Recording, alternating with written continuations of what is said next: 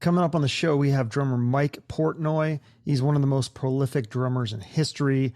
He's played in many bands, Dream Theater, Avenged Sevenfold, Twisted Sister, and so many more.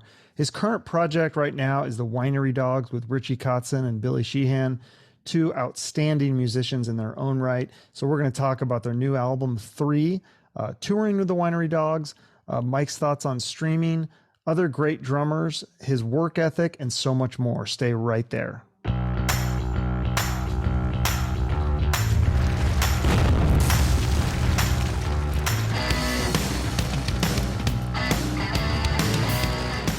Yeah, it's interesting. Just today, there was like this big news about. Did you hear the news about Twisted Sister? They're gonna do a show, a one-off. Did I hear the news? I'm the drummer. Yeah. Or you are, so it's official. I didn't hear that part. That's what I was going to ask you. I mean, we've known that we're playing for months now. It's just, I think it was only kind of made public today. Okay, because I thought it said it in the article like they didn't know who it was going to be, and I was like, but you were tagged in it, so I was like, that's kind of weird. Well, Steve Vai and myself are inducting them into this Metal Hall of Fame, and then we'll be performing a few songs there at the ceremony. Oh, that's super cool. That's awesome. And you've been inducted into, what is it, the Modern Rock Drummer Hall of Fame? Well, I was inducted into this Metal Hall of Fame as well, the one that they're going in. I was inducted in 2019, but I was inducted in the Modern Drummer Hall of Fame back in 2004. So that's almost 20 years ago at this point. Damn, that's crazy. So many. Do you keep, I mean, how do you keep track of all those awards? Like, do those things mean anything to you, or? They're all there. Are they? Yeah, that's cool. I'm looking at them backwards. There we go. But yeah, no, I mean, that stuff is always it's always an honor to get recognized, and that kind of thing to happen. But yeah, it's going to be fun playing with Twisted again. We haven't played together since 2016, so it's been wow, 6 or 7 years at this point. Yeah, I had D on the show. He's such a hoot. He's really funny. Yeah. So new Winery Dogs. This is exciting. I'm a fan. I love the first 2 albums, and I get to hear the third one, the whole thing.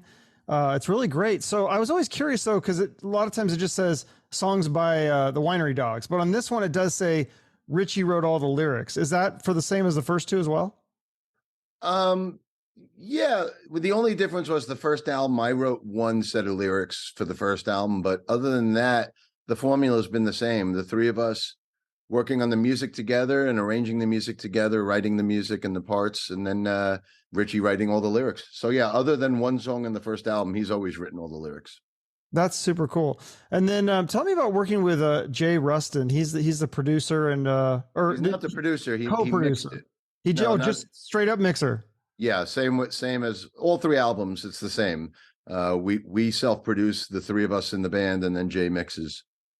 And so you just send that off to him, and he's not even in the room with you guys? No. Yeah. He's. Okay. I mean, I've worked with Jay with a lot of stuff. He's mixed all 3 Winery Dogs albums. He mixed both Sons of Apollo albums. He mixed the first Adrenaline Mob album that I did years ago. So yeah, I've worked with Jay a lot through the years, and he's just amazing. Yeah, he's got quite a resume for sure, as you do as well. So yeah, the first song, Xandu. I was curious, actually what's interesting is 7 of the 10 songs, they're just one word titles, but it's like so simplistic, but the music isn't.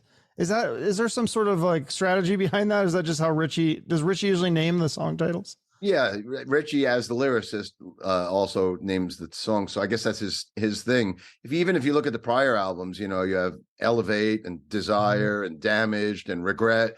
I guess that's just his title style, Yeah, no, it's fun. I think the Xandu's the first single, but I also really like the song Rise, because that one's kind of got like a little bit of a heavy metal riff. You've got a really cool drum fill, really fast pace. Is that a fun one to play? I don't know. We haven't played any of these songs yet. We played them in the studio when we recorded them, and that's it. But we haven't played any of these things live. So I assume that'll be a fun one to play live, because it's got a lot of energy. It's one of the more energetic. I wouldn't call it metal, but it's more funky and groovy. It's got a lot of energy to it. Yeah, yeah. The other one that I was curious about. So does he tell you when he writes the lyrics, or do you ask him like, hey, what is this about, or do you just not even just let that kind of be a mystery? I don't even know. You'd have to ask him. Usually the lyrics come many, many months after the process of the three of us being together. You know, the three of us will be together to write and jam and arrange, but then often it's many, many months later before Richie presents, you know, final lyrics and vocals. And in some cases, I have no idea what the hell he's talking about. That's his, Really? that's his, Yeah. that's his prerogative. That's his world and his vision and his, you know, his direction. Yeah, because I was going to ask about that song "Gaslighting." And I was like, "Oh, that's an interest." I just learned what that term was a few years ago. But you also do some really insane drumming on that song as well. Well, that one is the most fastest, like kind of, you know, that's the most bombastic, upbeat, double bass driving one on the album for sure.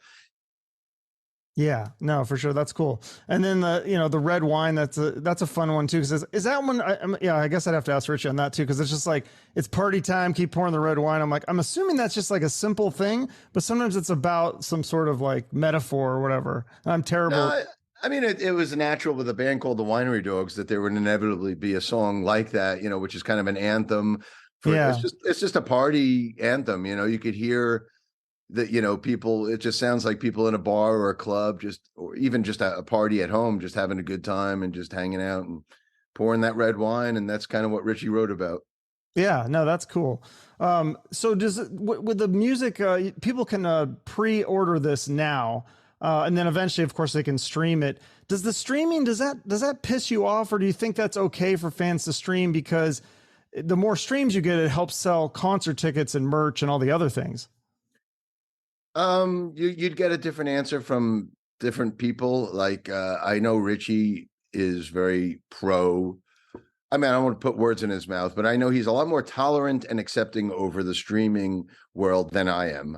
Personally, I think it's, you know, been a huge, you know, variable in killing record sales for artists for the last 20 years. So, you know, it's at the point now where everybody just expects to get music for free, and that's just become the norm.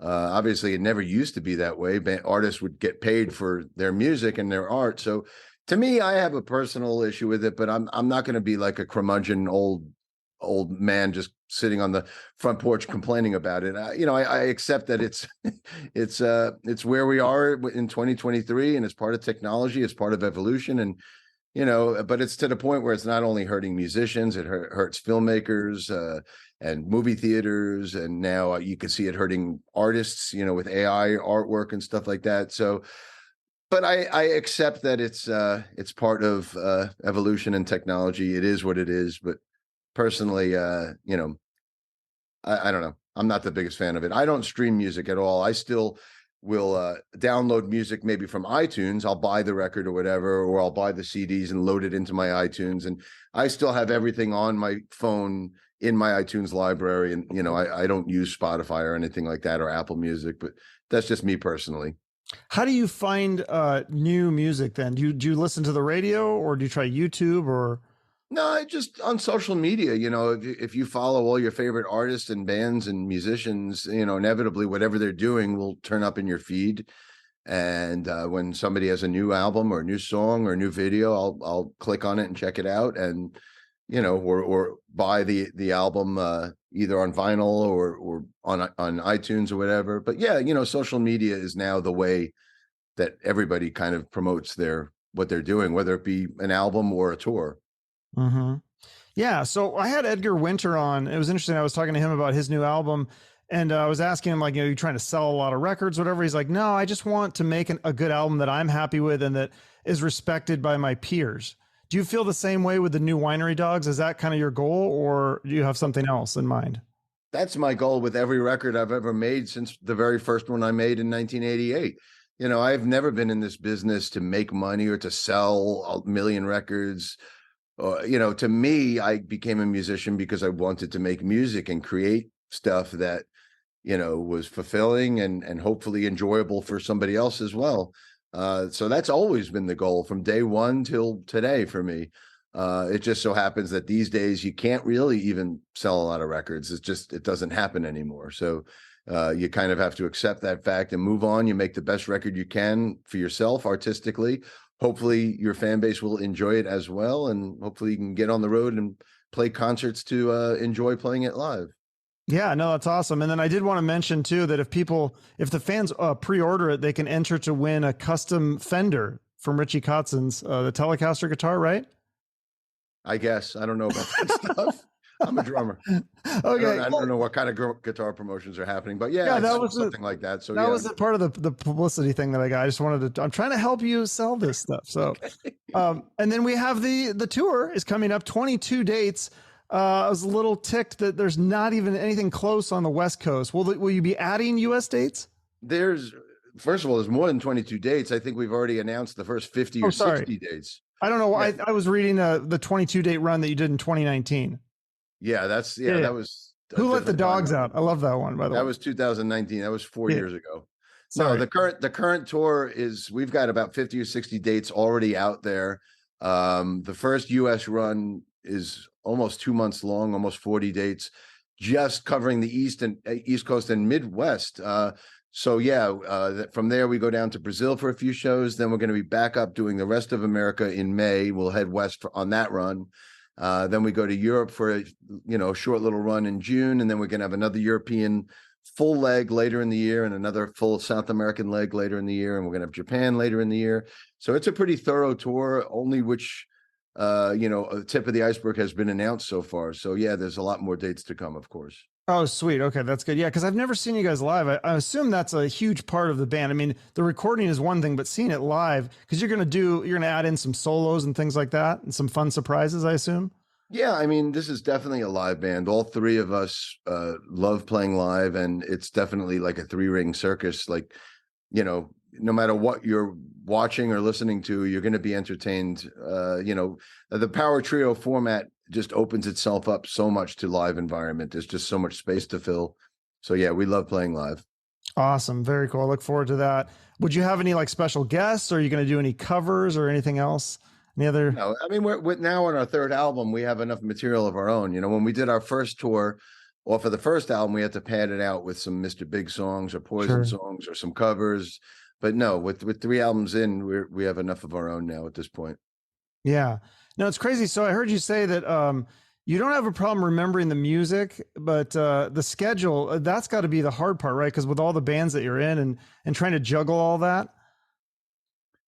Yeah, I mean, I've never had a problem remembering the music. I'll play with 3 different bands over the course of 5 days. It's happened so many times in my career where you jump from gig to gig to gig, and you have to have it all in there. And I have no problem with that. To me, it's a natural thing.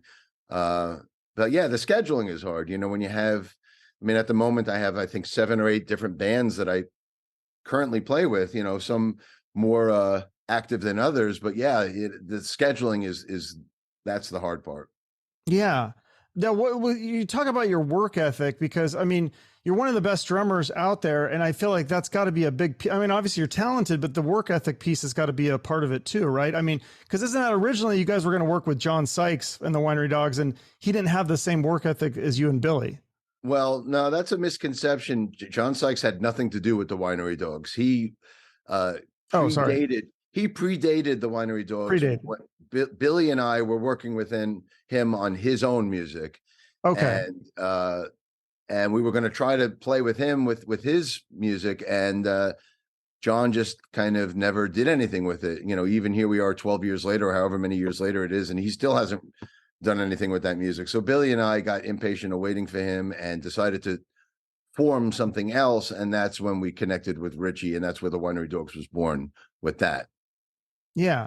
Did you have, I know you say you just want to make music to, entertain yourself and stuff, but do you have any sort of competitive bone in your body? Like, are you competitive with other drummers? Like, do you want to be the best? Because you are considered one of the best. No. I hate being compared or being, having any kind of expectation or preconceived conception of what I do. I mean, I don't know. I get very intimidated by other drummers, and I personally, I don't know. If anything, I'm very inspired to be better. But when I see all these amazing drummers out there, but I don't feel music as a competition. I think everybody does do what they do, and certain people are good at certain things, and you kind of got to look at everybody and listen to them for what they bring to the table. And I have so many drummers that I admire that have no technical abilities whatsoever, but they bring a good groove or a good vibe to something. Or there's other drummers that are these technical monsters that are incredible and inspiring. But it's music isn't a competition. It's something that's supposed to be enjoyed for whatever it is. Can you, I don't want to get you in trouble here with talking about Guns N' Roses, but I was just wondering if you could explain to me the first album with Steven Adler, like, it's because people say that he's technically not a good drummer, but like it's something about the swing or something. Is that kind of what you're referring to when you say some people aren't technical? Because I love his drumming on that first album, but I'm not a drummer, so I don't know how to explain what it is about it. It's just something about the groove. Is that kind of what you're talking about? Yeah, well, some of my favorite drummers of all time are Ringo Starr or Peter Criss. And technically they're not the type of drummers that could play 7/8 and 9/8 and 11/8 grooves and 30-minute songs like I've done my whole career. I've made a career out of these long progressive songs and epic arrangements and odd time signature pieces and double bass drumming. And obviously somebody like Ringo or Peter Criss, that's not their thing, but yet those are two of my biggest drum heroes of all time. What Ringo brought to the Beatles is immeasurable. It doesn't have to be fast or heavy or technical. It has to do with his application of his art and what he does. And I have an appreciation for that, whether it be Ringo or Peter Criss or Larry Mullen Jr. with U2 or Steven Adler and Guns N' Roses, as you cited. So, yeah, I mean, different strokes for different folks. And personally, I have an appreciation for everything all across the board. Yeah. What about Dave Lombardo? That guy, just so aggressive. Yeah, I mean, yeah, he's one of my favorite double bass thrash metal drumming heroes. I grew up listening to those early Slayer albums when the thrash movement was coming around, and Dave and Charlie Benante and Lars and all those guys, Vinnie Paul, Mickey D, for that style of music, those guys are favorites. Amazing. Yeah. I don't know if you knew this, when I had Richie on, they were talking about how he tried out for Ozzy's. He was actually going to be Ozzy's guitarist, but then it fell through. Did you ever have anything like that where you were about to be in a different band and then it just didn't work out? Yeah, well, one recently, actually. I got called for a really pretty big gig recently.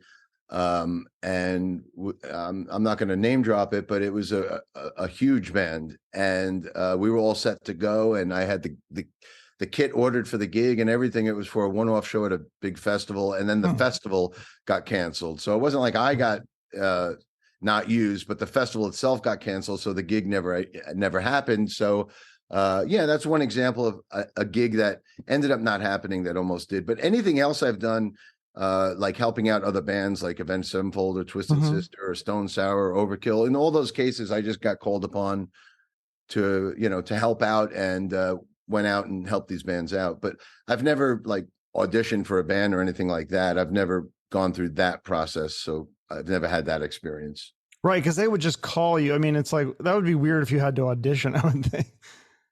Yeah, I mean, I've never been in that situation, so I don't know.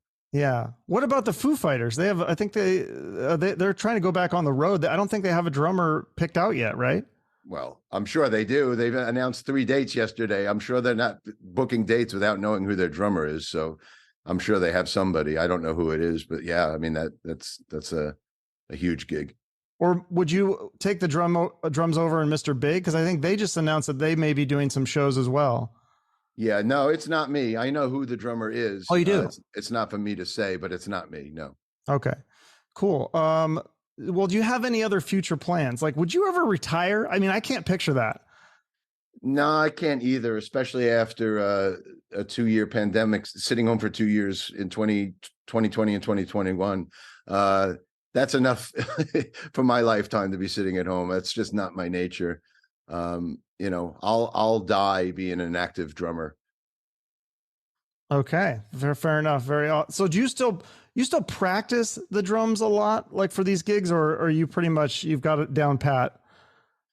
I spend so much time going from band to band and tour to tour and album to album that when I come home, the last thing I want to do is play drums. I want to sit home with my family and spend time with them. And it would be pretty selfish of me to come home after being on the road, for 8 weeks straight and then go into the basement and start practicing. That would be pretty selfish. So, I spend enough time behind the kit as it is that when I'm home, no, I don't. Okay, cool. Last thing I was going to ask you about, I think you're in this new movie, Dude, Where's My Music? It's like a documentary. Can you tell us about that? Sounds interesting. It's got like Slash, isn't it? Radiohead and Geddy Lee.